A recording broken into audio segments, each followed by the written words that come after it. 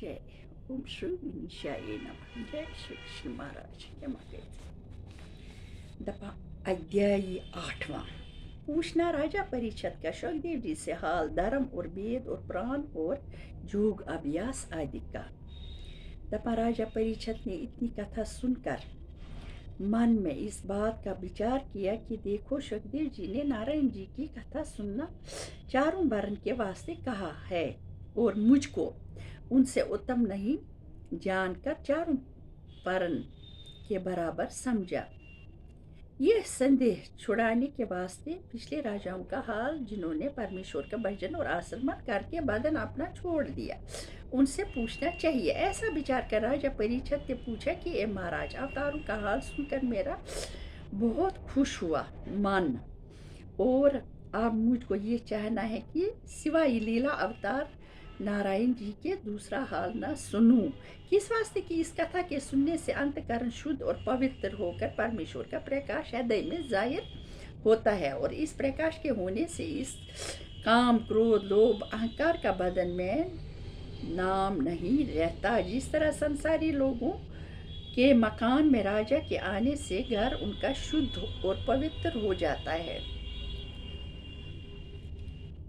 वो हाल आप कृपा करके बतलाइए कि नारायण जी निराकार ज्योत ने जो विराट रूप धारण किया, जिस रूप में सब दुनिया की चीजें हैं और एक से लाखों सौ रूप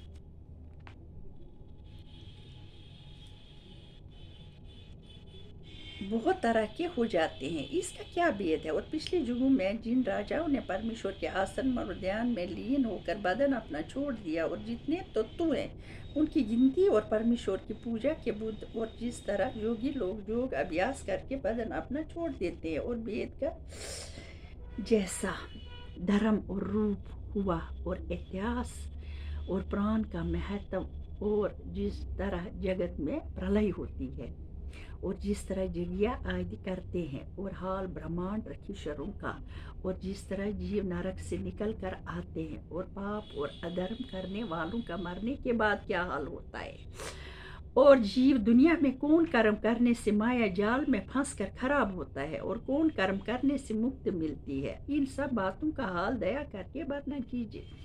ये बात सुनकर सुखदेव जी ने कहा कि राजा, तुझको ये सब हाल पूछने से क्या मतलब है। राजा ने हाथ जोड़कर कहा कि ए महाराज, मैं चाहता हूँ कि सब लीला अवतार परम ब्रह्म परमेश्वर की सुनो, और तन अपना नारायण जी की चर्चा और ध्यान में छोड़कर भावसागर पार उतर जाऊं। ये बात सुनकर सुखदेव जी ने कहा कि ए राजा, आदमी का बदन पाना बहुत मुश्किल है। जो कोई आदमी का तन पाकर नारायण जी की लीला और कथा नहीं सुनता, उसको सिवाय पछताने के और कुछ हाथ नहीं लगता। और जो बात तुमने पूछी है उसका हाल सुनो कि जब परम ब्रह्म परमेश्वर चाहते हैं कि दुनिया को पैदा करके जीव उनको जीवों को बढ़ा दें और अपना रूप आप देखकर मोहित होइए। जिस तरह आदमी अपना मुंह आईने में देखता है और आईना उलट देने से फिर कुछ नजर नहीं आता, इसी तरह परमेश्वर सब दुनिया को अपनी इच्छा से पैदा करके फिर उसका नाश करके अपने रूप में मिला लेते हैं। इसलिए दुनिया में इसको ज्ञानी समझना चाहिए कि जो परमेश्वर के 24 अवतारों की कथा और लीला सच्चे मन से सुनकर उस पर यकीन करके, और चींटी से लेकर हाथी तक सब जीवन में परमेश्वर के चमत्कार बराबर जानकर किसी को दुख ना दे।